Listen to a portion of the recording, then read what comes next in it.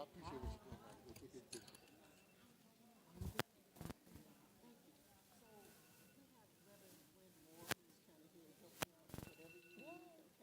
so funny, Glenn Moore.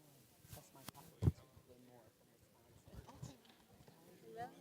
You probably don't remember me, but I used to work with Janice Elmore. I feel like it's. And I used to work at Harvey Rest I think it's on. Library. And I've worked at South College Library. And I've been all over those houses. Okay. I Are just you wanted still to. working? Oh, yeah. I'm a law librarian now. I do it. And just trying to do things that help improve my marketing. Oh, But you can always come to the event, and I always go to share. thank you. Thank you. Good to see you. Thanks again. Oh, yeah. Okay. It's a timer right there. Okay, yeah, I'm here now.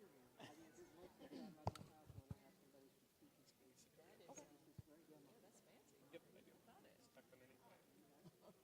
But they're online. So. The handles, you know, actually.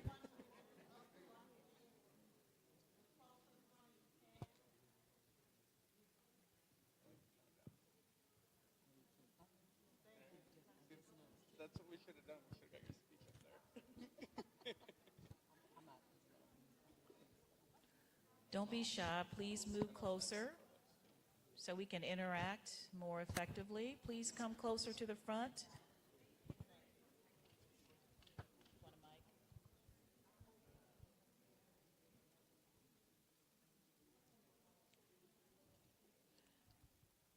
Please come where we can see you. Yeah, let's make this highly participatory, so we got to see you.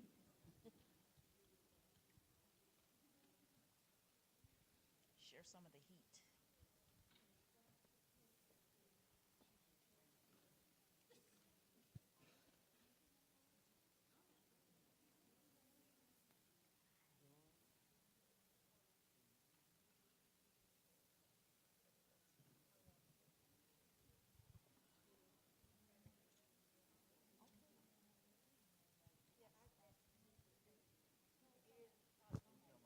Thank you for coming up front. You can just move those bags over. Come on up closer.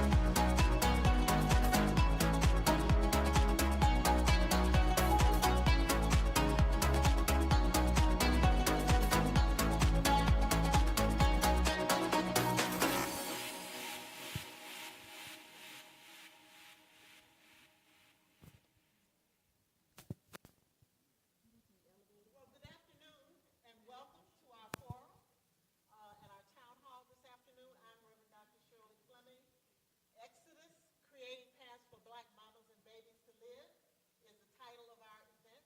And we're so happy that you have joined us this afternoon. And we're going to turn it over to Reverend Regina, who will open us up in prayer.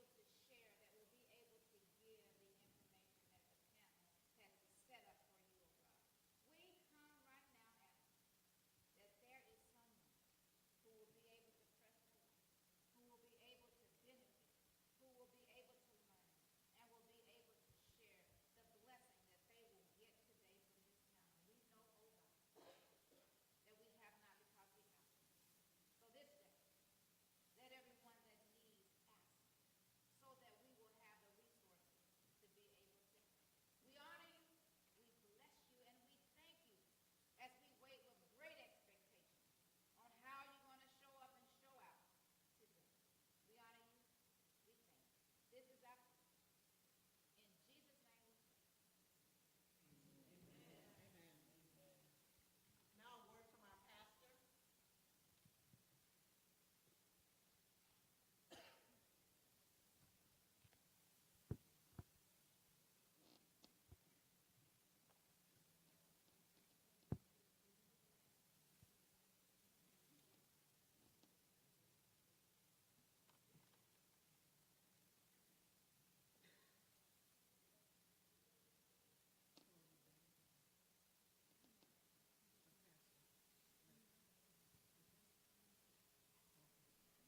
I will bless the Lord at all times.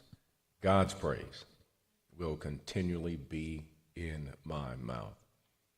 I want to take this moment to say thank you to all of the organizers of this incredible forum for you taking time out of your busy schedules to be a part of this forum.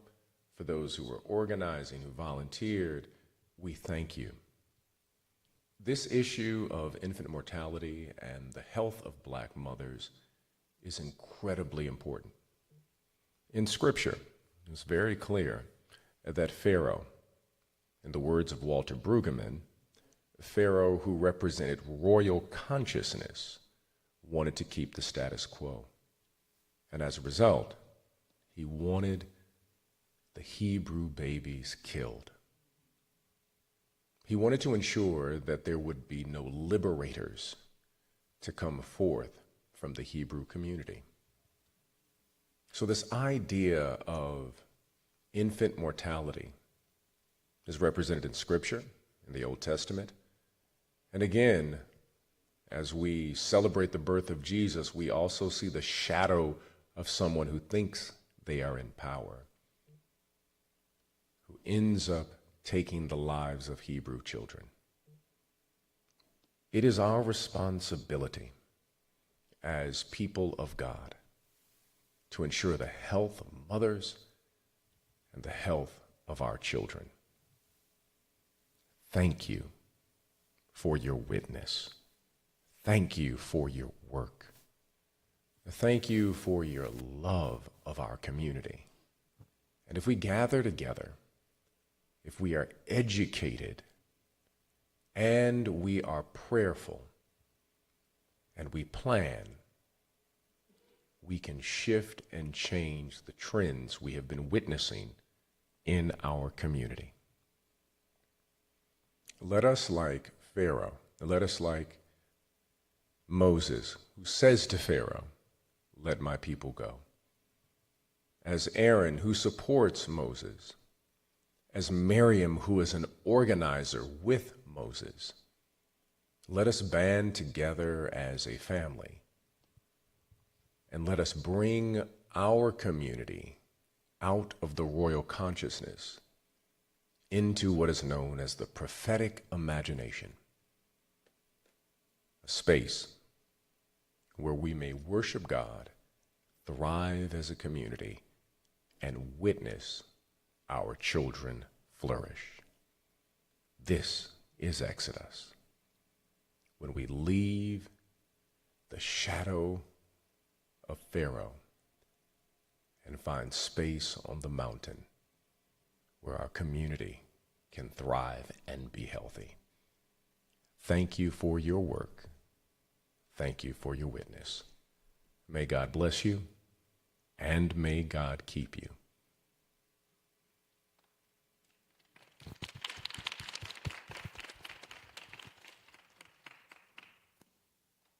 Can you hear me? I have a mic. Wonderful. Are you going to loan me your mic? Thank you so much. So I'm going to welcome you again on behalf of Imabasi, the Health and Wellness Ministry of Trinity United Church of Christ, and the Justice Watch team, who are the conveners of this town hall. And I'm going to have to use my papers today. So one of the things that we wanted to share with you, because people, when they heard us say Exodus, they were like, what? But Exodus is actually very relevant to what we're going to talk about today. That was our inspiration. If you can bring up Exodus for me, Exodus 1:15 through 16. Okay, thank you so much. It reads as thus, and in our tradition, we do stand to honor the word of God. So if you're able, we would ask that you stand. Okay. It's okay, Rev. It's okay. Okay. Then the king of Egypt said to the Hebrew midwives, one of whom was named Shiphrah and the other Puah, when you serve as midwife to the Hebrew women and you see them on the birth stool, if it is a son, you shall kill them. And if it is a daughter, she shall live. The word of God for the people of God. You may be seated. This is a story where we meet God's people living under oppression. We see and meet these two midwives who are serving the people living under oppression. The king has demanded that the boys, the black boys, be killed, creating a system of death for them. The midwives, scripture tells us, they feared God. And so they created a system of life. They let the Hebrew boys live.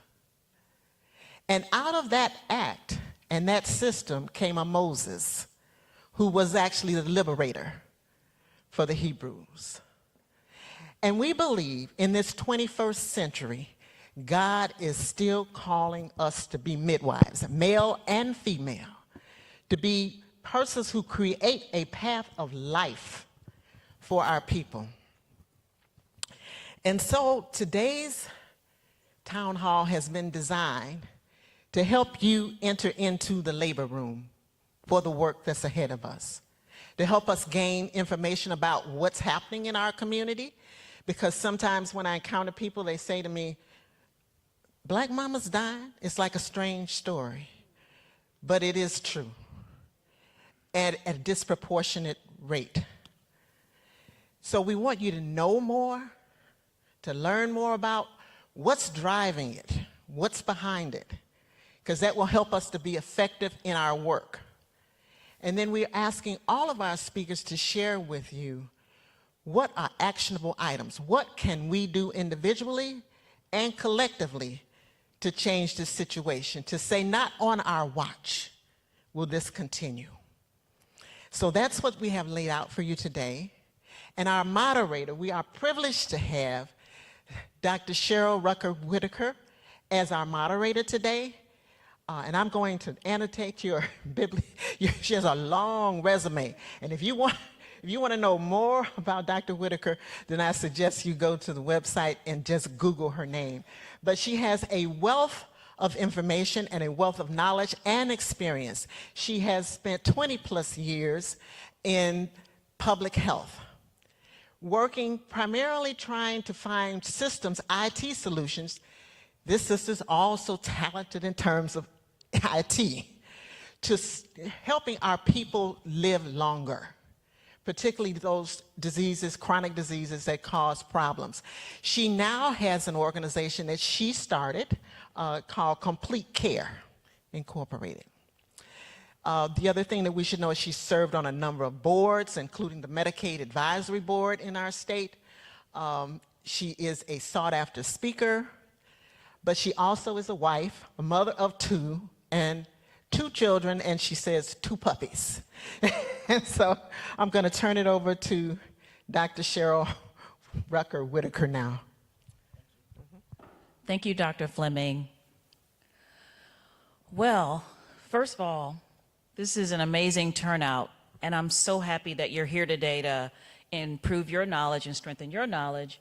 I'm also super excited to interact with these great women to actually improve my network, because I'm new to what they're doing. And every time we learn more, we can work more collectively, I think more effectively together. So we have lots to cover, and I think there's going to be a time clock telling me that, you know, we can't be here all day, but we got some good stuff for you. We have lots to cover. We want to educate you on the latest state of play via the practice environment, the system environment, the community environment, and last but not least, the legislative environment. At the end, we want to talk solutions, both short-term and long-term. As Dr. Fleming said, what can you do? What are actionable steps that you can take? So before I introduce the panel, and are you guys hearing feedback? Are we good? Okay, great. It might just be me. So before I sort of introduce the panelists, let's just talk a little bit about the backdrop in which we live.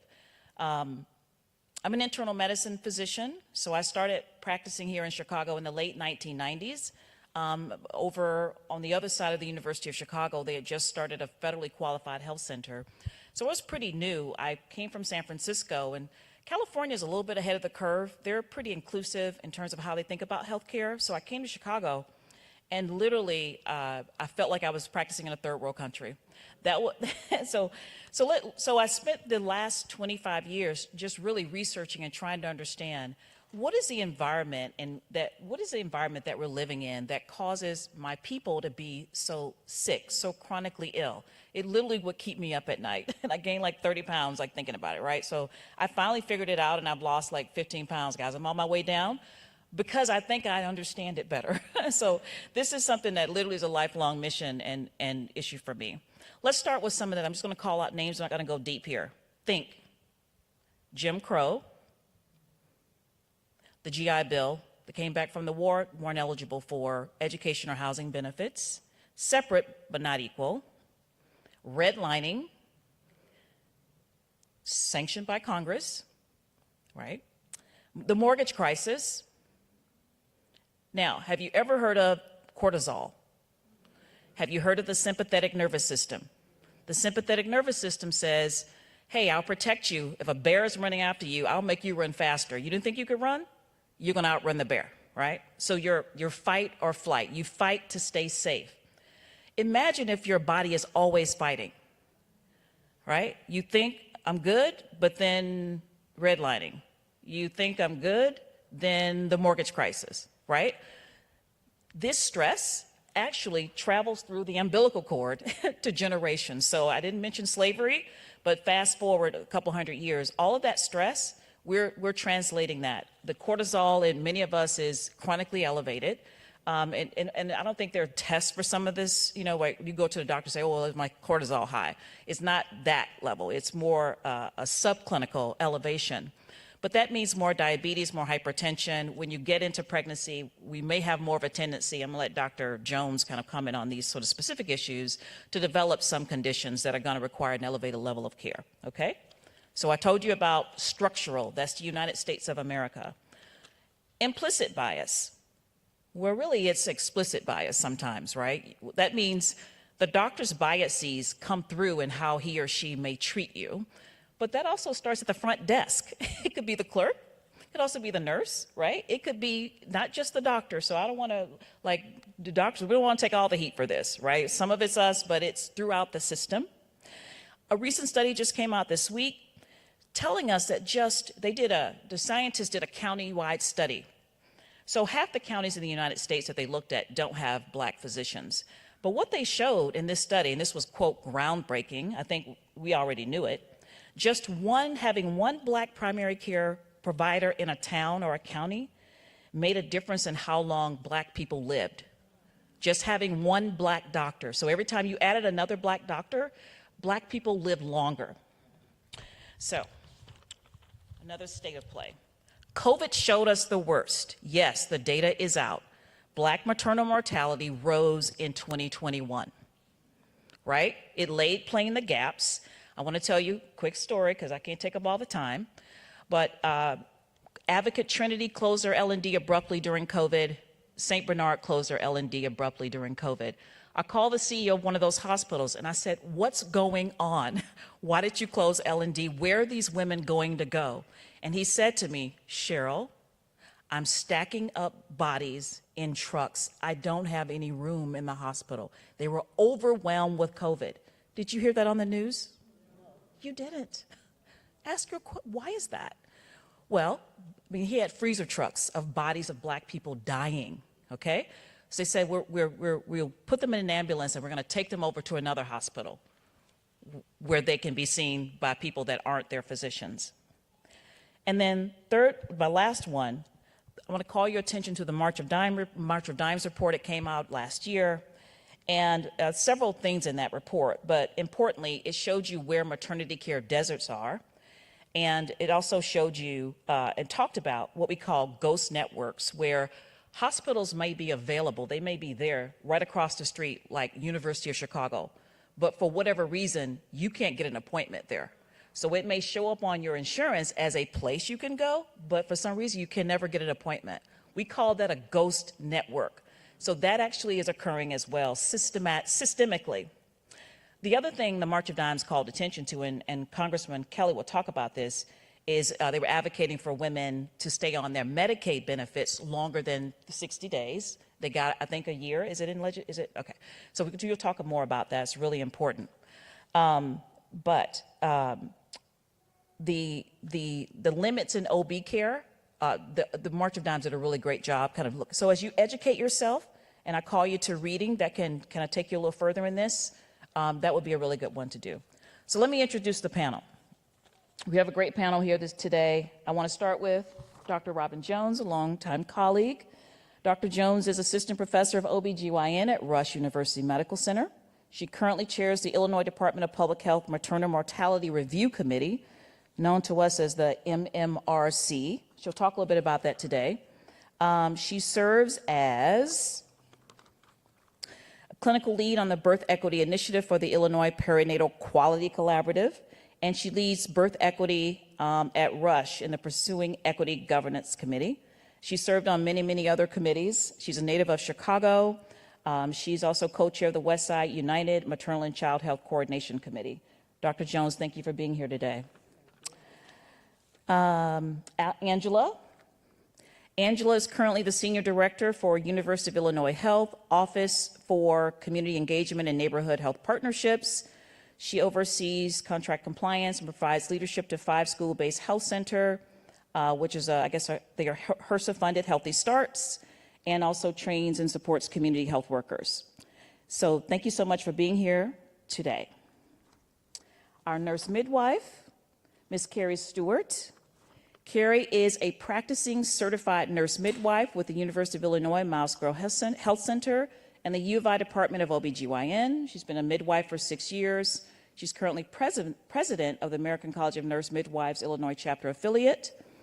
She started a nonprofit organization in 2019 known as the Melanated Midwives, which aims to financially support people of color, student midwives, through their midwifery training programs with the goal of diversifying the midwifery workforce. And Carrie is a co-principal or co-PI for a project to examine Black midwives for Black women, maternity care to improve trust and attenuate structural racism over the next 4 years. Thank you so much, Carrie. We look forward to hearing from you. And last but not least, our Congresswoman, Robin Kelly, who has dedicated her career to public service as an advocate for Illinois families. She was elected as Congresswoman of the 2nd Congressional District in 2013. She's a member of the House Energy and Commerce Committee. She serves on the Health, Communications and Technology, Innovation, Data and Commerce subcommittees. She's also been a staunch champion of common sense gun reforms and responsible community policing. She authored a 2014 Keller report on gun violence, actually, so really want to call that out in addition to your other work. She's also chair of the Congressional Caucus, Black Caucus Brain Trust. I'm going to let you tell us more about the work you're doing on maternal child in a little bit here. So, Dr. Jones, we gathered about 3 years ago before COVID in the South suburbs. Next Level Health, the Medicaid managed care company that I helped start, along with Family Christian Health Center in Harvey, we put on a forum on this very topic. And one of our key speakers was Robin, and I haven't seen Robin actually since that time. I know she's been working hard on these issues, but Robin, as an OBGYN, how did we get here? Thank you. Can you hear me? Thank you, Dr. Whitaker. So I'm going to save you some time so you don't have to Google. The most important thing you need to know about me is, first of all, I'm a child of God, and I've been called for such a time as this to serve Him and to serve His most vulnerable people. So I'm going to save you a Google moment, okay? Next. I would be remiss if I didn't look at Lady Monica and say thank you so very much for being gracious enough to invite me, and thank you for your team. So, Dr. Whitaker, how did we get here? Well, let me tell you this. It didn't start just yesterday. It didn't start 30, 40 years ago. This has been in the works for centuries. And the best way to break this down on how did we get here is to look at it like this. Let's start with slavery. Let's move to the Jim Crow. Let's move down to civil rights, and then we'll go to post-civil rights. That's a lecture in and of itself, but I only have a few minutes, so let me tell you about slavery. 1619, they brought us over here, forced us over here. The women were displayed publicly, nude, for auction. They were touched without being asked to check out their reproductive ability. They were raped for sexual pleasures and for economic purposes. There were non-consensual gynecologic procedures. Imagine someone performing a procedure on you without your consent. Yes, all this happened in slavery. And lots of times the procedures occurred without an anesthetic. All right, that's slavery. We're talking 400 plus. Then we moved to Jim Crow, 1865. Still doing the same thing, non-consensual medical experimentation. As a matter of fact, there was no or poor health care. And there was also compulsory sterilization. And to break that down, what I mean is women were sterilized without their consent. 30 states supported formal programs that sterilized women without their consent. This didn't just start yesterday. We moved to the civil rights era, 1955 to 1975. Is there anything new? I wish I could say there was. There wasn't. The inhumane health care provided, it continued, and it was sometimes replaced by limited or poor health care. This didn't just start. We need to understand this has been in the making for centuries, and as such, it's time to end. Now, we're in a position today to decide, does it stop with us, or are our children and their children going to continue to have this conversation? Thank you, Dr. Jones. Carrie, talk to us about midwives. I remember my sister is, I think she's 50. She was born in the back room of my grandparents' house, and I'm assuming a nurse midwife delivered her. And midwives, as we talked about earlier in the scripture, you saw Hebrew midwives. So we stem back that far, okay? We've always been around. That sister, that mother, that aunt, that friend that helped them through labor in the home. My mom was born at home. That was a tradition, okay? And so we've been around for centuries. And so even in slavery, as Dr. Jones has stated, we were the ones caring for our individuals who did not have access to that proper care. And midwifery has changed its face over the years, but we are still here. There are different aspects of how we provide care. There is in the home, there is in a birth center, and there is in the hospital, and I practice in the hospital. Can you talk a little bit about the difference between a midwife and an obstetrician? Absolutely, absolutely. So I am a nurse practitioner.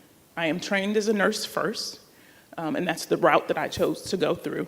And then I am also a nurse practitioner, so I got my master's in nursing. And so the difference between Dr. Jones and I is Dr. Jones does surgery. She does C-sections and other gynecological surgical things. I do not. I focus on prenatal care, postpartum care, mental health care. I also focus on primary care, and I can also care for babies up to 6 weeks.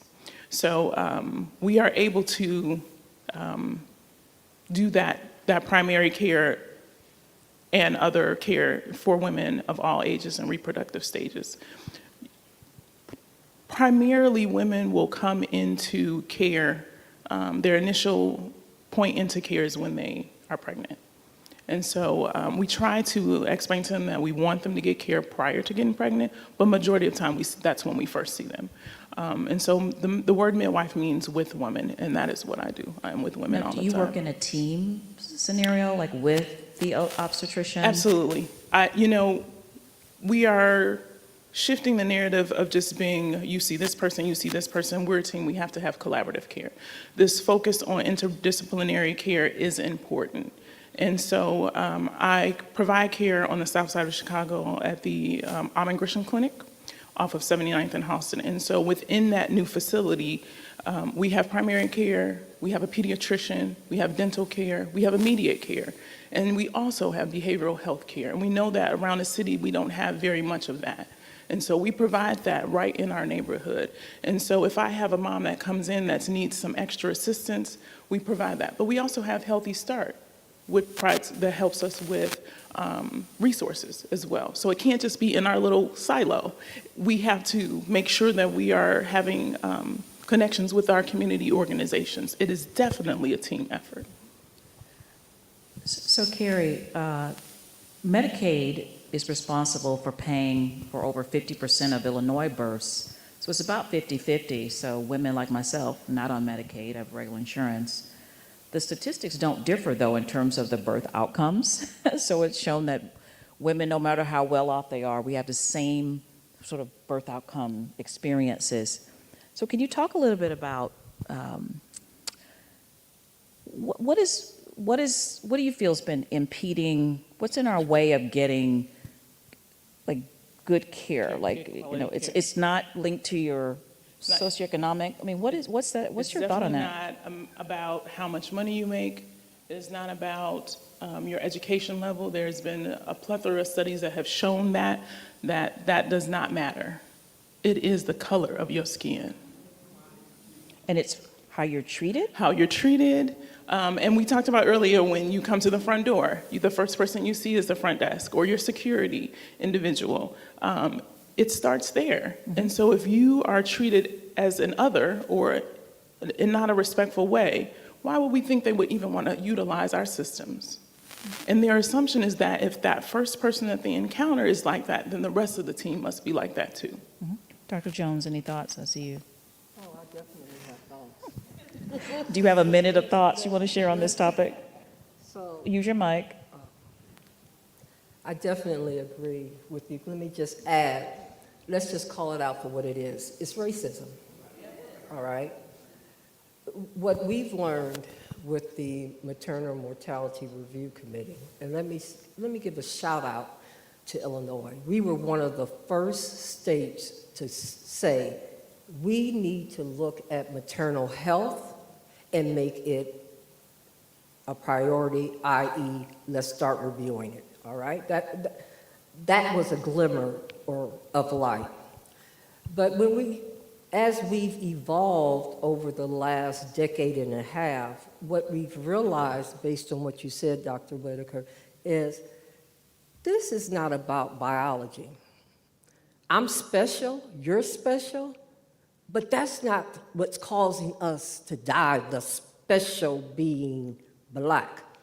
The special is, unfortunately, racism, institutional and structural, exists within our society, and it has impacted our healthcare community, and as such, people who look like me and look like you are 3 times more likely to die from a pregnancy-related medical condition than our white counterpart. And I'll interrupt you here, sorry, Dr. Jones. In Chicago, it's 6 to 7 times. So Some things we're really good at. So saying that, we need to dig down deeper, looking at how racism has affected and continues to affect us. And I'll say this, Cheryl, one of the things that's occurring is there was a time when the committee would just review cases and look at it from a medical lens. Okay, it's her blood pressure. What were her labs? Now, we are broadening our lens. We're looking at the community in which she lives. We call that our community dashboard, because a birthing person doesn't live in a silo. She's affected by childcare, transportation, education, and food and shelter, all right? So we're looking at it from a broader standpoint. In addition, we are asking ourselves when reviewing the case, I'm not just looking, was her blood pressure normal? We're also asking the committee members to ask, was discrimination at play here? Why is it that African American women are tested urine drug screens more commonly than others? I walk in, I state I'm in pain. I do not have a history of drug use. Why are you screening my urine for drugs? And at an alarming rate when compared to people who don't look at me. So there's work to be done. Congresswoman Kelly. I just wanted to say real quick, I'm the chair of the Congressional Black Caucus Health Brain Trust. So I do 2 brain trust forums a year, and I just had the spring one. And when we discussed maternal mortality, the other thing that came up, that in training, the doctor said that he was told Black women can take more pain than anybody else also.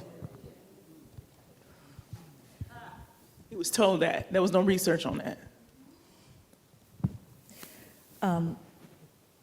You have a very interesting grant that you're a co-investigator on. Talk to us about the work that you're doing there. So I'm a certified nurse midwife at the University of Illinois, and so my team and I realized that some of these things, these outlying things, affect the health and wealth of our Black community. So what we wanted to look at is how we can address not just the biology, that tends to be the researched thing the most, but how we are examining the environment, how we are making sure that our moms are really completely, wholly cared for. And so the project that we're working on to implement, hopefully, and scale up in the future is Black Moms for Black Mothers. And we're addressing their trust in the system, but also how to attenuate that structural racism that they're experiencing. And we have 4 components that is wrapped up in this research model. And so what it says is that, one, we know about racial concordant care. We saw the research. We need to have Black providers because it makes a difference. Whether they see them or not in the community, they are needed, they're important. But having a Black midwife or a Black mom, it is important. And they feel like they can relate, they can share more, they can be more open about their care and receptive to the recommendations that we make for them. We also know that group prenatal care, which has heavily been researched, or what folks may know it as centering, is very instrumental in engaging individuals into the care system. And that's because they are feeling much more empowered about their care, involved in their care. And so we added that component because the Black midwives will be administering that prenatal care in a group setting, much more supportive. The other component is what we normally call care management. It's a nurse navigator.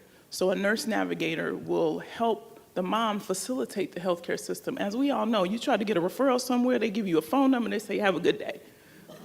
That doesn't work. It doesn't work. For us regular, it does, for individuals who have whatever education level or income, it still doesn't work for us. So we want to make sure our most vulnerable moms, our communities of individuals, are really understanding where they need to go next. Mm-hmm. Here's where you go. Here's the phone number. Here's the time. Here's the date. If there's something that you have of concern, they speak to that nurse. That nurse is their lifeline to get back into the system or to utilize some service outside the system.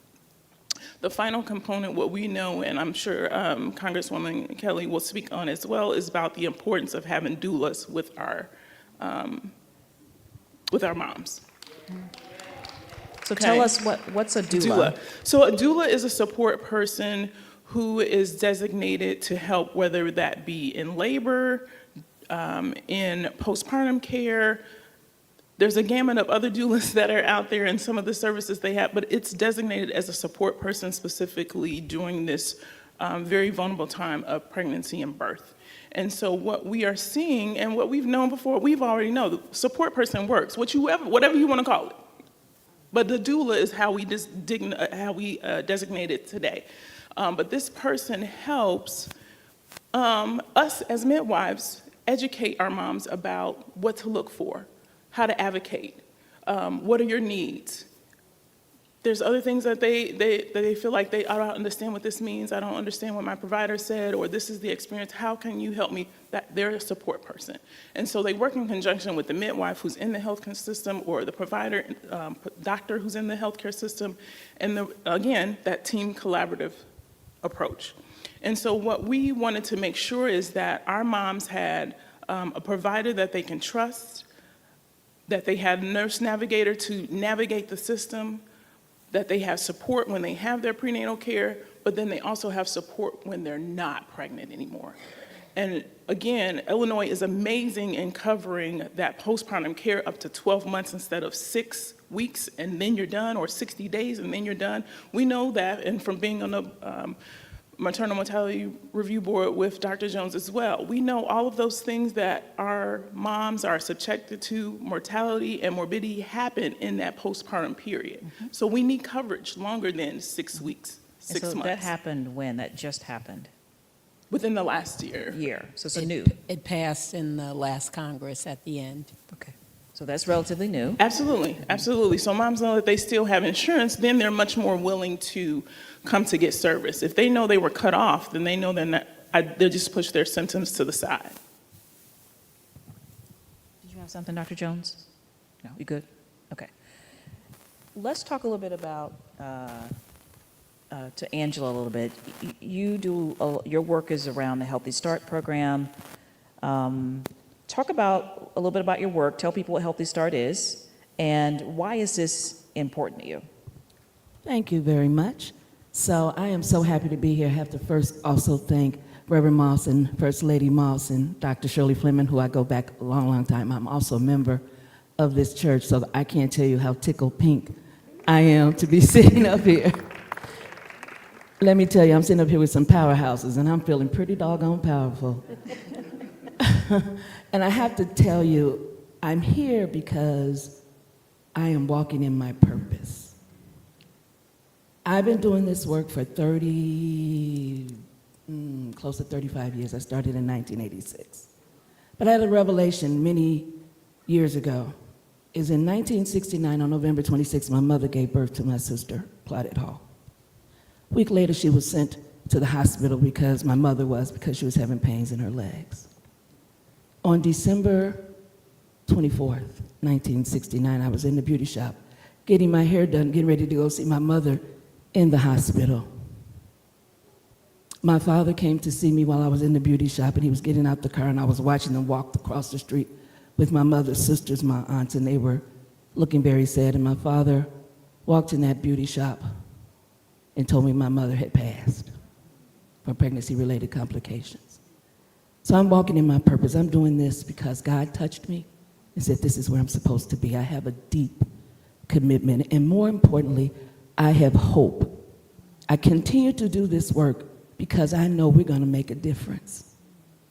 This morning, I don't know, the Lord, it's so funny that everything is happening the way it's happening, because when I was laying in bed, something just said to me, we understand that this is deliberate. Dr. Robin talked about slavery, talk about why it's still happening, is racism. I said to myself, I would be scared too if I spent 400 years trying to degrade people, abuse people.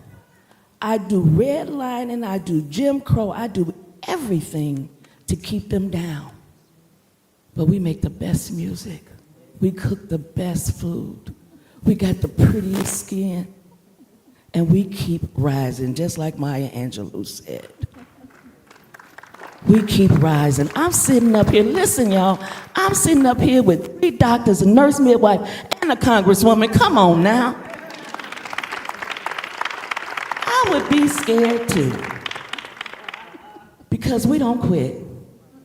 We don't quit. That's why I'm here. That's why I continue to do this work, because it's awesome work and we got some committed people doing it.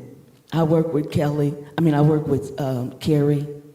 in my Healthy Start program. So I am boots on the ground. I've been running a Healthy Start program, which is a federally funded initiative. There's actually 101 Healthy Starts across this country. And we provide case management support. We have a doula in our particular Healthy Start. There are local communities all across this country, in rural areas as well. We help families address barriers to care. We provide education. In our Healthy Start, we work with the midwives of Miles Square Health Center, and they provide the clinical care while linking with our case managers and community health workers to provide the support. But what's important when we talk about this issue is there's another missing component that we haven't talked about today, and that's fathers. Healthy Start has a whole fatherhood program. I have a fatherhood male involvement father who also provides fatherhood education. I believe when you talk about maternal and infant mortality, you talk about a family issue, not a maternal issue. And our programs are designed to address the entire family. We also train people, and I have done this historically for many years. That's where I started. I started on the west side of Chicago, where the infant mortality was, at that time, and this may not make sense, and I'm going to tell you, governments measure the health of the community by the infant mortality rate. You understand? And what they look at is the number of deaths per 1,000 live births. And on the west side of Chicago in 1986, the death rate for black women was 28 deaths per 1,000 live births. For white women at that same time, it was 9 deaths per 1,000 live births. You feel me? Very high. Very high. Right now in the communities that I serve, and my Healthy Start serves Inglewood, Auburn, Gresham, and South Shore, but you can reach out to us at any time, because there are actually 5 Healthy Starts in Illinois, and we can connect you to others. I have flyers and brochures up here. But on the west side of Chicago, where we were fighting that infant mortality, we were providing those same kinds of services. And we continue to do that today. So Angela, I have a question for you. Healthy Start generally covers women who are probably Medicaid eligible, and I told you guys that that's about 50 to 51% of women in Illinois. How about the other 50%? How do we get that kind of support? What are your thoughts about that, the other half of women? Because we understand that this issue doesn't matter whether you're rich, poor, whatever. The beauty of it, Dr. Whitaker, is that now our Healthy Start can serve anybody. Because I was in a restaurant getting some food, and she was just like, does it matter about income? We don't care. We'll serve you, because we all have to navigate those barriers. So we encourage anyone to attend our services, to get our services. We don't assess your income. We don't assess, I don't know what's going on with my mic. We don't assess your income, but you can be seen at any one of our Healthy Starts. And there are other programs in the city, and if nothing else, we can provide linkages to the other programs that are happening. Great, thank you. Congresswoman Kelly, we want to give you kind of a chance to, 'cause I think there's some more discussions to be had, but I want to, what have we done? And how are you thinking about this, attacking it? I know there's been some good work going on, so share some of that with us. Well, it's an honor to be here. Thank you, Lady Moss. Thank you, Dr. Shirley. And one thing else on Dr. Whitaker's resume, she was the chair of my campaign to even come into Congress. So 10 years ago last week, so I owe Dr. Whitaker a lot. A constituent called me one day and told me about the issue of maternal mortality. I had no idea, and this was about 7 years ago now, that it was even such an issue in this country. And she told me the story of Judge Hatchett. And so as soon as I found out, went to my staff, and we had a forum. I think it was December of 2016, if I remember, and it was packed. It was in Washington, D.C., and Judge Hatchett came, her son Charles, and she had lost her daughter-in-law. And that began my journey of maternal mortality. So we came up with a comprehensive bill called the Mommas Act. And we worked with OBGYNs, we worked with midwives, doulas, victims, survivors, all kind of people. I have a smart staff, but we don't have all the ideas, and we wanted to see what would work. So one of the first things we worked on was to change the Medicaid coverage from 60 days to 1 year, because women die after 60 days. Women still need coverage after 60 days. It took a long time, but it happened last December at the end of Congress. Now, we wanted it mandated. Huge. We wanted it mandated and permanent. It was a part of my Mommas Act bill, but it went under Helping Moms Act. But they wouldn't do that.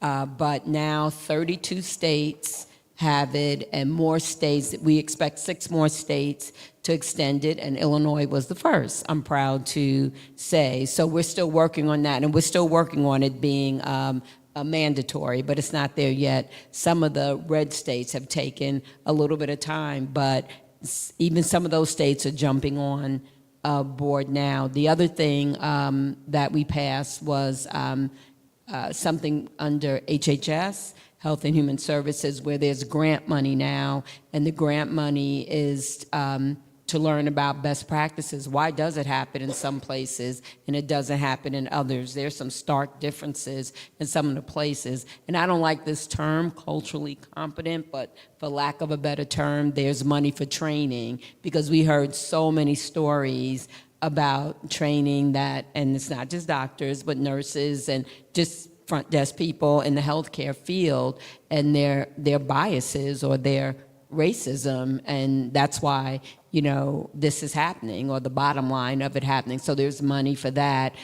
So we were able to pass those 2 things. My colleague, Lauren Underwood, passed something with vets, and with Tammy Duckworth with maternal mortality. There's a lot of different bills, but it's just so hard because of how Congress is made up, and it's just hard to get things passed. I mean, that's just the bottom line, but we're hoping, like with review committees, that they're in Philadelphia, they had review committee, and maternal mortality went down 75%. So it does work, like Dr. Robbins says, they are just so important to look at, you know, the whole issue.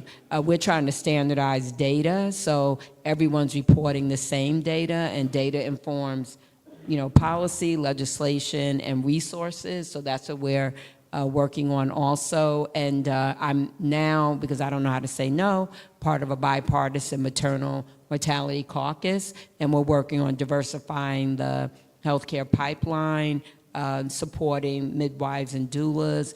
We're looking at maternal mental health because there have been suicides that we don't talk about. We're talking about getting moms and breastfeeding moms into clinical trials, because if you don't have the right people in the clinical trials, then your results don't come out right, or what's needed. So those are the things that we're working on now, plus trying to, as I said, get all 50 states on board with extending Medicaid coverage. And, 84% of the deaths are preventable. And, when we talk to women, we have got to advocate for ourselves and speak up. Don't let them not listen to us and what our aches and pains or concerns have. We have to, demand, attention. And also, the great thing about this is knowledge is power. And talk to your friends, sisters, whoever's pregnant about their rights and speaking up, because that's just so important to advocate for yourself. Thank you, Robin. And there's a lot of money, but I can talk about that later. I want to hear more about that. I want to encourage people to write your questions on index cards, and they'll come up here to me, and we're going to do our best to get to them. And Dr. Fleming said that the media has a movie ready. Do you mind if we do it once we finish? Okay. Okay. And just let me know give me 5 minutes to know when we're done, and I'll start Q&A pretty soon here. There's a question there. If you grab that for me. Dr.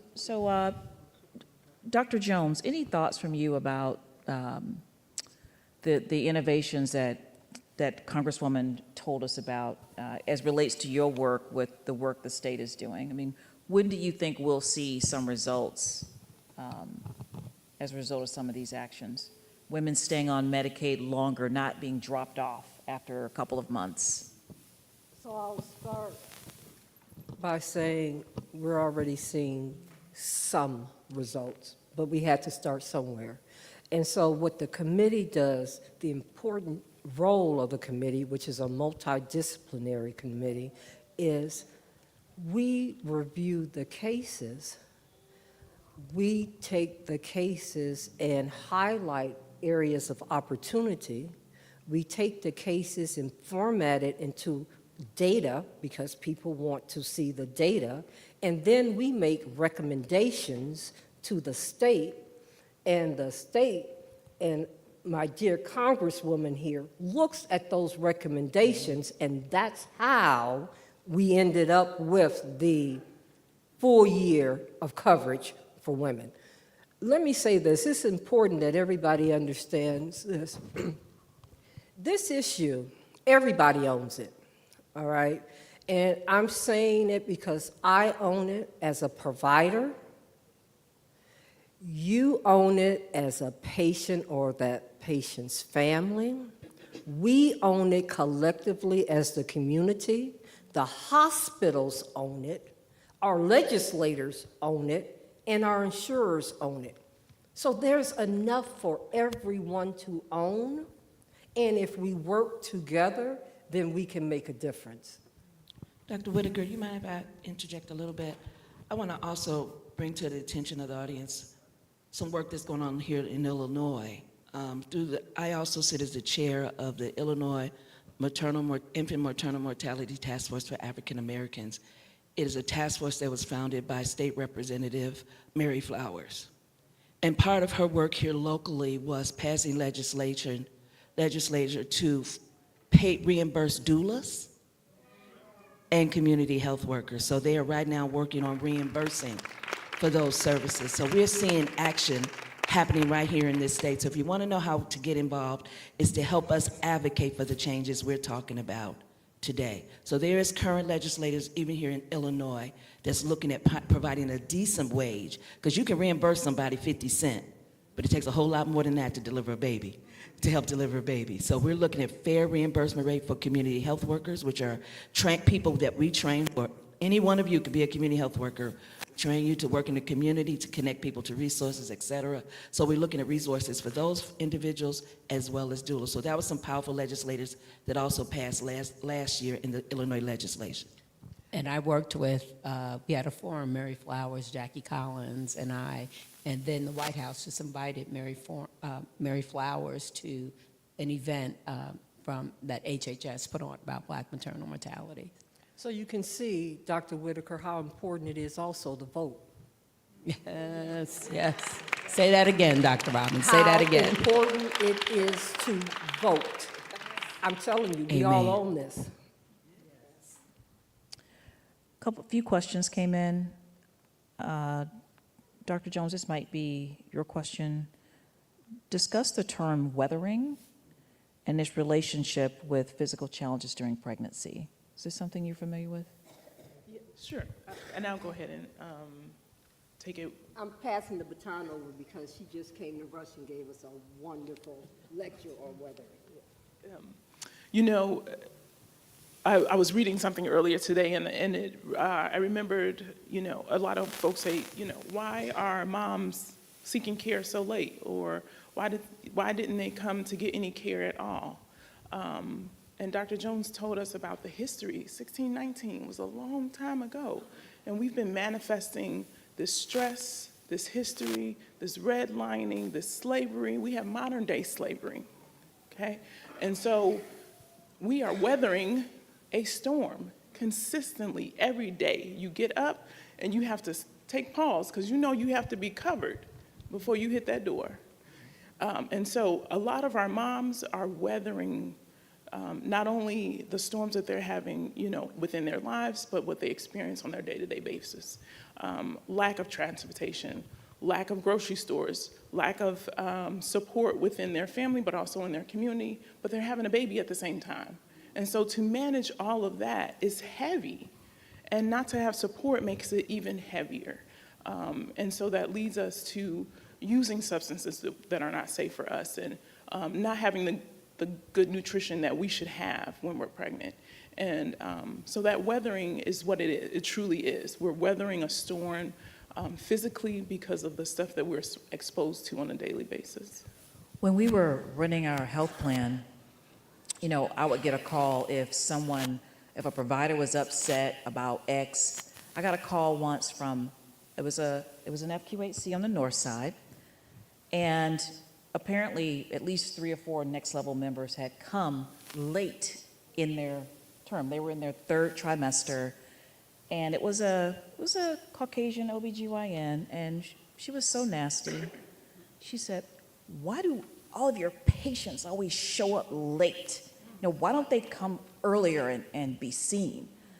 And it was just, I'll never forget that call or talking to that doctor because it's exactly, a lot of times it may not be for every single woman, but it's, right, you're sort of delayed going because you're busy doing other things. And then when you get there, it could be a hostile environment. And you're just like, you know what?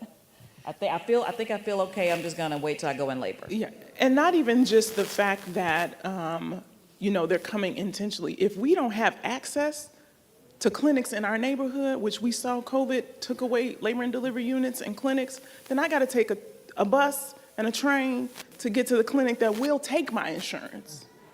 And so it's going to take me some extra time to get there. So that, you know, but they don't ask those questions. They make the assumptions. And then this is why we don't go. But even when you have everything, Judge Hatcher's daughter-in-law was wealthy, educated, had transportation, and a great hospital. She still died. You know, so even when you have everything.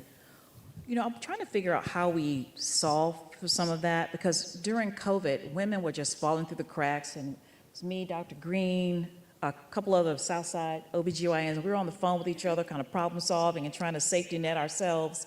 And it's like, I wish there was a way that when these things happen, that a woman had somewhere to call, and we kind of like almost like a hotline when you were falling through the cracks. There was a patient at Dr. Green who's not here. We did that panel together 3 years ago. She's in Harvey, and this woman needed a level 2 ultrasound. She couldn't get it at Franciscan because they won't see Medicaid unless you're breaking down the door. Advocate won't see you if you don't have the right health plan. This is Medicaid. U of C won't see you. So she had to send her all the way over to Cook County. She took a 35, 40-minute ride, got to Cook County, and they said, Cook County, a public institution, said, "We don't take your insurance." You're like, wait, what? I'm paying all these taxes? Wait, seriously? And they sent her back home, guys, and she didn't get the level 2 ultrasound. So these things are happening, and I know about a lot of this stuff, but we need to figure out a system that we can plug this into, guys, and we can report this stuff in real time, right? We can call Tony Preckman and say, Tony, I want to tell you this happened, right? But I got a full-time job. I can't make all the calls. We need to be funded. I'm just thinking about appropriations. How do we think about a strategic intervention here when this is happening to women and this is happening not infrequently, right? I've got 10 stories for you, but I can't take up the whole panel, right? So what do we need to do something. This is a gap here. All right. I don't have the answer. I mean, I'm the chair of the caucus on Black women and girls, and I will take this back to my 2 colleagues, one from New York and one from New Jersey, to think about what can be done. And of course, we take all suggestions. But one thing I'm proud to say that Dr. Lisa Green doesn't have to send anybody anywhere, because I got her that. She got her level 2 ultrasound for the south suburbs. Yeah. Yes. And we have maternal fetal medicine coverage as well. So that was something we've been working on for over 3 years. Thank you for delivering on that. We have some great questions here, guys. Let me see here. Try to see if I can consolidate some of them. Ooh. This is for you and you, probably. Andrew, you might have it tomorrow. Do Black women have more C-sections than other races? And when and why did this disparity in the number of C-sections had start?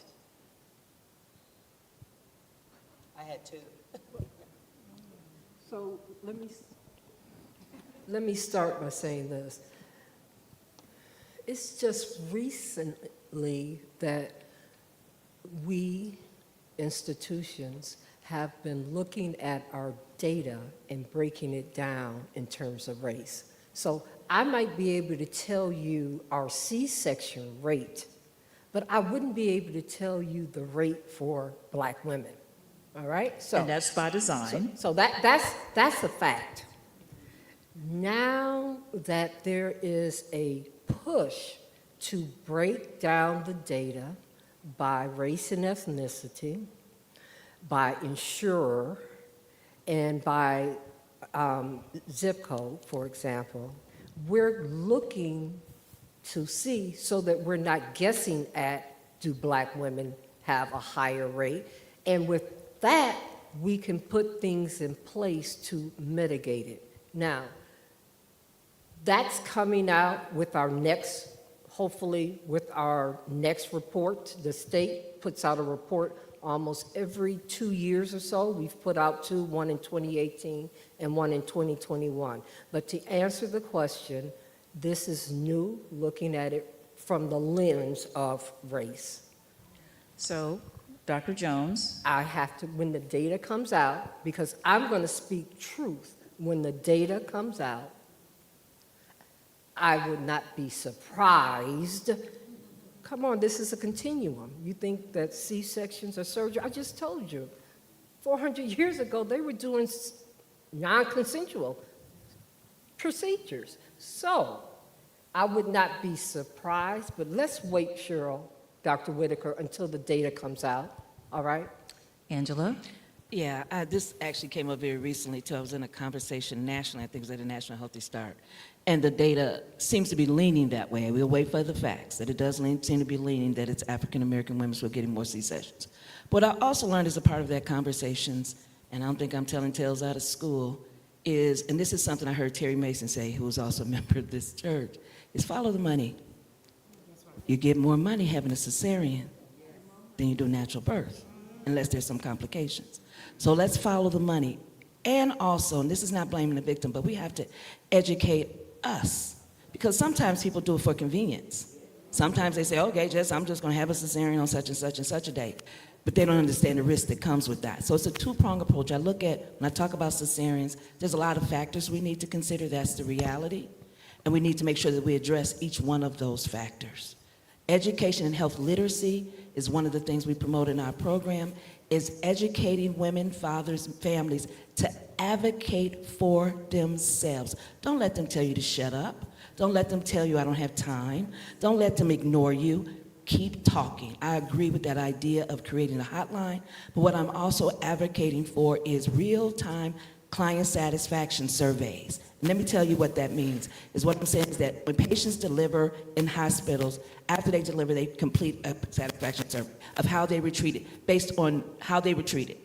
Where I'm going with that is that what I would like to promote congressionally is that we look at incentivizing hospitals for doing the right thing. Hospitals respond to money. That's the reality. The world responds to money. I can't color That's it any facts. other way. True facts. That's True. facts. True facts.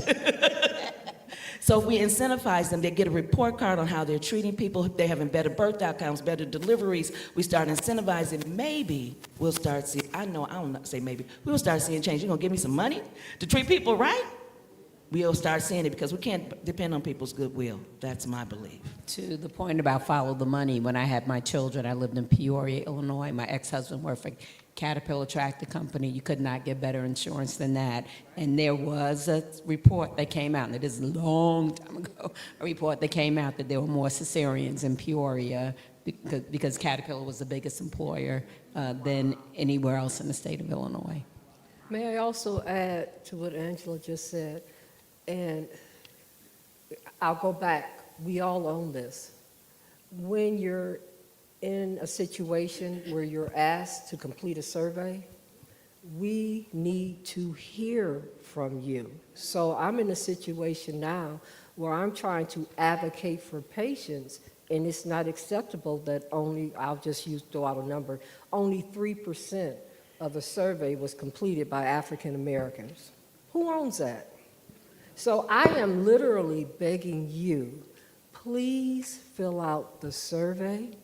It gives power, as Angela has said, it gives us power to say, because it's your voice. You might not be sitting in the boardroom, but if I'm sitting in the boardroom, I can use that survey. It's your time to sit in the boardroom. Please fill out surveys.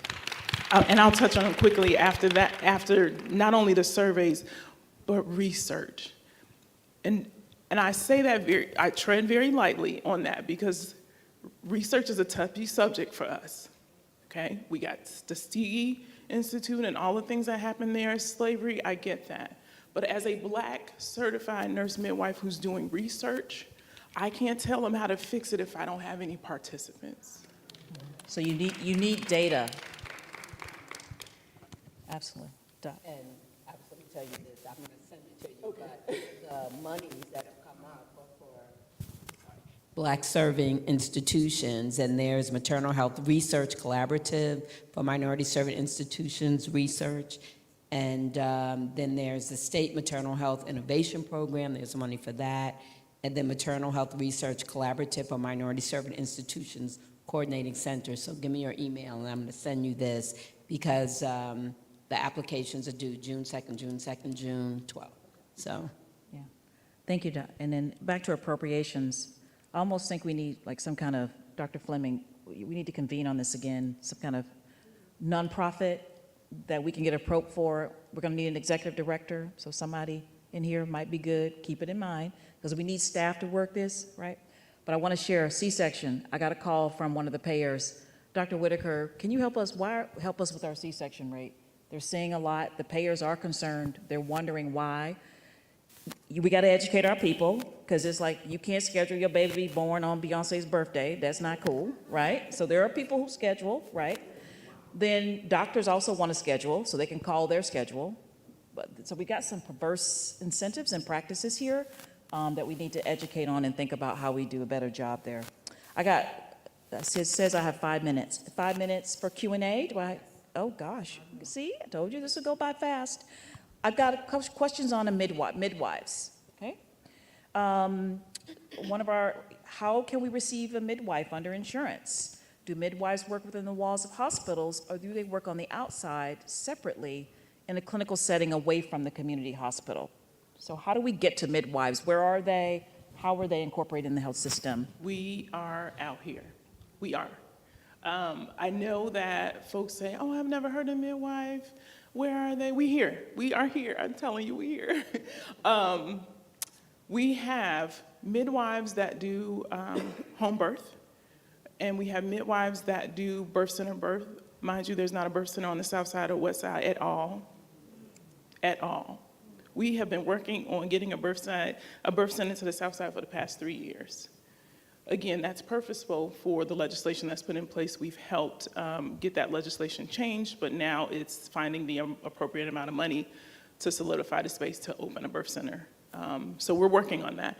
But there are tons of midwives, there are tons of Black midwives, because that's key too. But there's still not enough. I work in a hospital. I have several colleagues that work in various hospitals that are still open. And so if you are looking for a midwife, absolutely reach out to me. I can direct you in the right place, but you can always Google midwives in Chicago or Chicagoland area. We will come up. We are out here. We're making ourselves much more visible. We have decreasing time, right? Carrie, Yes. your last word. What can you do? What do you want us to do? You mentioned research. You may want to hone in on that. Yeah, and you know, like I said, I am doing some research. This group prenatal care in collaboration with the other components is important for us to change the way we provide prenatal care to our Black moms.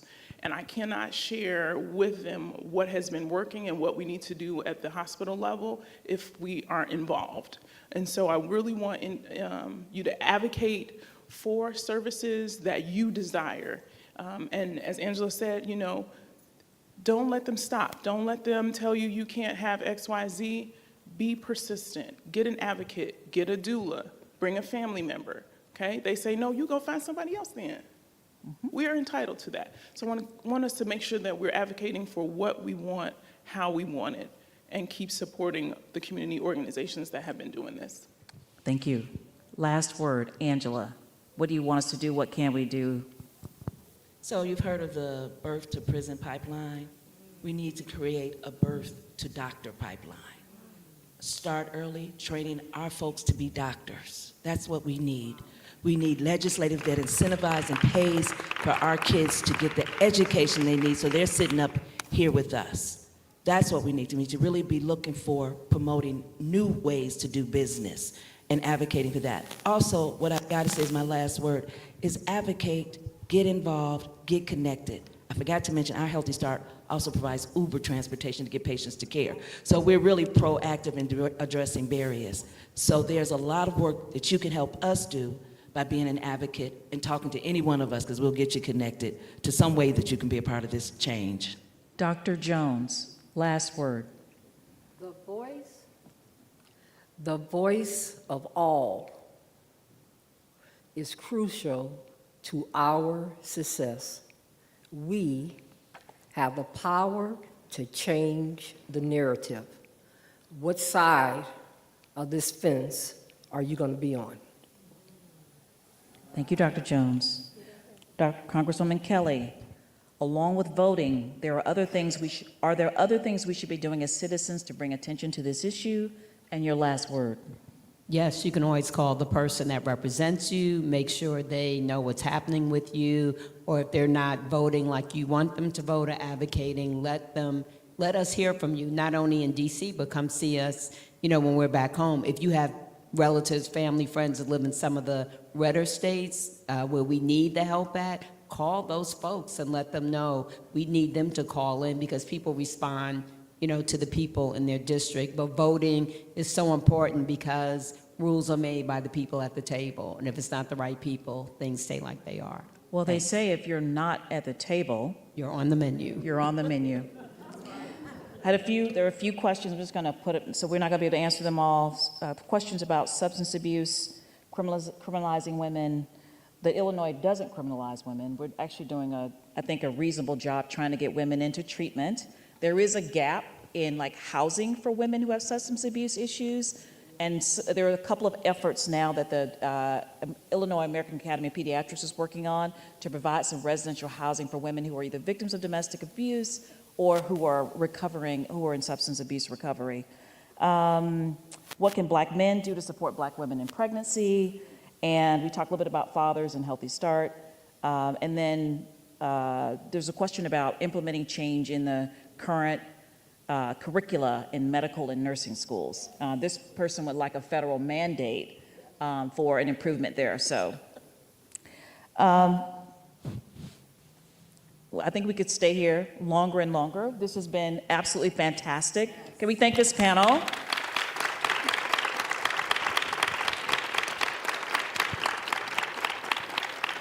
Your questions were amazing. You guys are super, wow, engaged. I hope you learned something today. I think we were able to share a lot of good information. And I look forward to First Lady Moss doing this again next year, same time next year.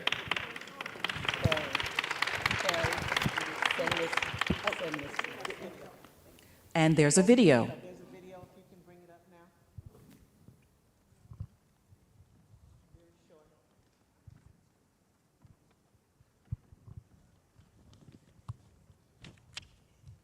This video that's going to be shown is called, it's a trailer from Toxic, a Black woman's story. It really will kind of give you an overview of some of the things that have been discussed by the panelists and help us to see things that we sometimes take for granted that are impacting Black women who are pregnant.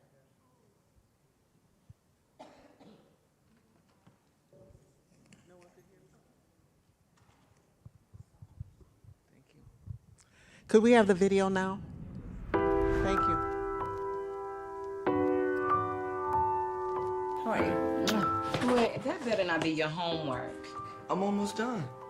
Thankful for the harshest wind that keeps me leaning up against your skin. My client, who's only 16, finds himself at the wrong place at the wrong time with the wrong crowd. Clouds that makes your sun feel brighter now. Sounds like round ligament stretching. Plenty of women overreact to these things. Me, Jamie, and some other kids. We're going to the skate park. Sorry. Not today. I'm just scared because of the news. We're not going to get shot or anything. Now, on to our top story. Was shot and killed by a city police officer. Asked to comply with the officer's commands. Apparently refused, and as he ran away, was fatally shot. I'm hungry. Your father's picking up dinner. Can't you wait? Is that for you? Oh my gosh. Was you speeding? No. I'm doing like 30. Like, this is crazy.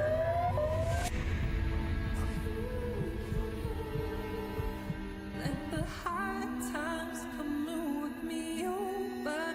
I'll keep my composure. We'll pull through.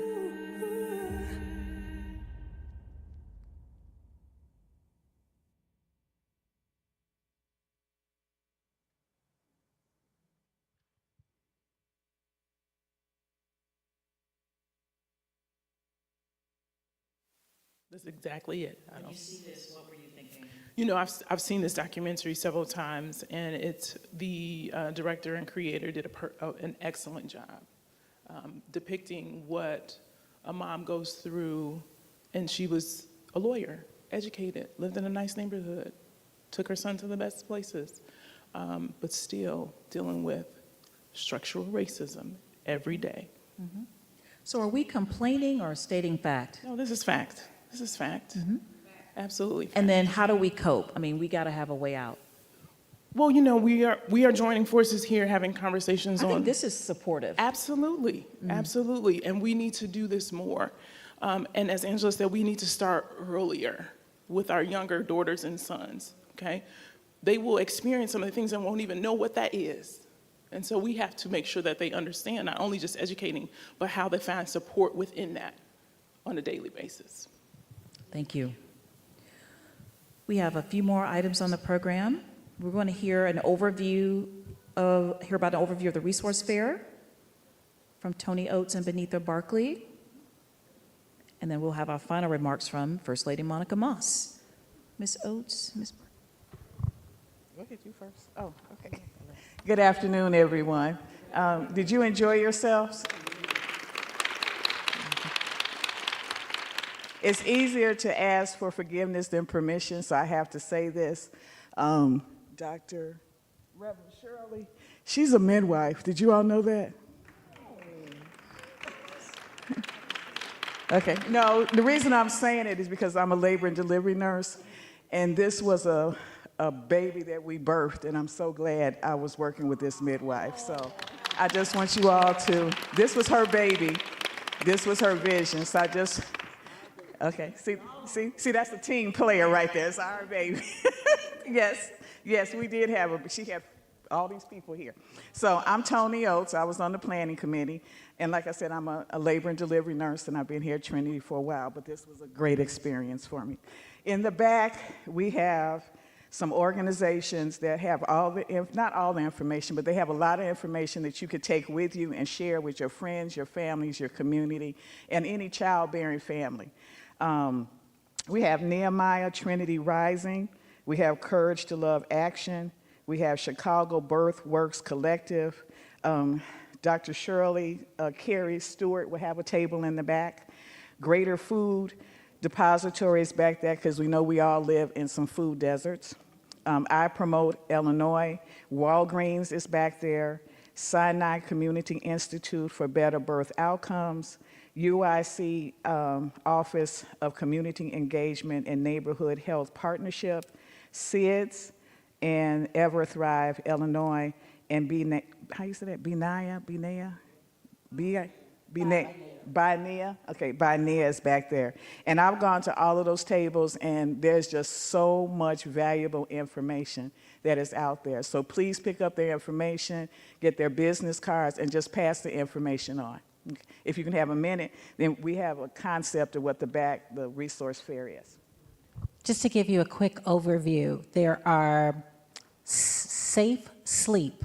So that's one of the key things you can look at back there. Yoga, Pilates for mothers, SNAP, WIC, early childhood, as well as the healing community, as well as preparation for prenatal, as well as postpartum. So there's lots of resources back there for you, just connecting local resources to the community. And we encourage you to go back and connect with them. That's it? Closing remarks? There you go. Thank you. Thank you very much. We look forward to participating. And we want to welcome, as we conclude, First Lady Monica Moss. Thank you so much for this opportunity, Mrs. Moss. Thank you, Dr. Whitaker. Thank you to the panel. I will officially thank you in just a moment. What an amazing opportunity for all of us to come together, to learn, to address such an important issue. I think we all can agree that we're leaving here with information we did not come in the room having, and that it empowers us to go forth into our circles of influence to make sure that we are giving this information out, helping another person to have a healthy outcome when they have children.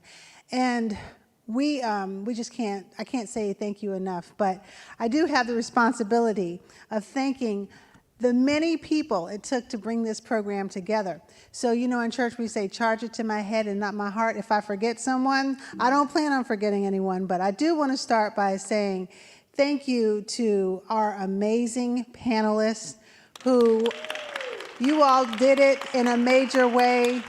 And I have to say, it was a very good optic to look at all these amazing, beautiful Black women on this panel, sitting up here, representing and showing your brilliance and also representing all the work that you do in the communities that we serve. I want to thank Emma Bossi, Emma Bossi Health and Wellness Ministry, the Justice Watch team. I'm up here thinking I can't see. Let me do that. Justice Watch team, the media ministry, our ushers, our greeters, our sponsors. We had sponsors for our event, and Walgreens was our premier sponsor. We had ambassadors for this program, and those were people in the community who got the word out. So we thank you to the ambassadors. Our pastoral staff, our volunteers, the maintenance department, security, armor bearers, and then we have our amazing vendors in the back. We're thankful for them. We're also thankful for this committee.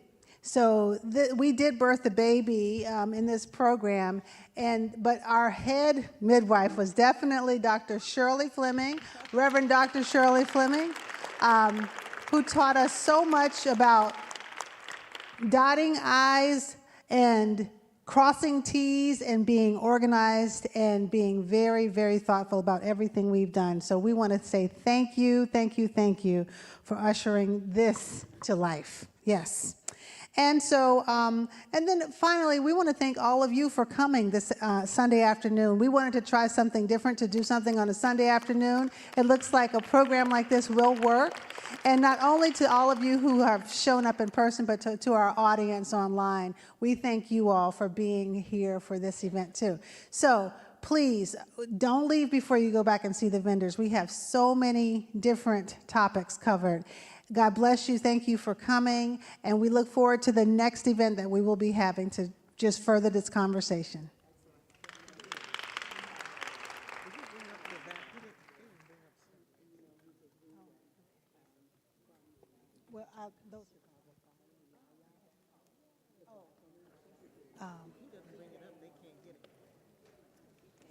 Is it on the screen? Okay, Mr. Kilgore, can we bring up the evaluation? We're so sorry. We do have an evaluation. Is it a? Okay. So there is a QR code should come up on the screen, and we ask you to complete that evaluation for us. That's very important for us to have that information. It helps us to assess how we've done as well as to plan forward, and we'd greatly appreciate it. The other thing we will do, if you did not register online, we had some clipboards going around where we ask you to put down your name and contact information. We will communicate with you in terms of future events. Some people wanted contact information for the panelists. That will go to the people who have given us their contact information. Thank you so much.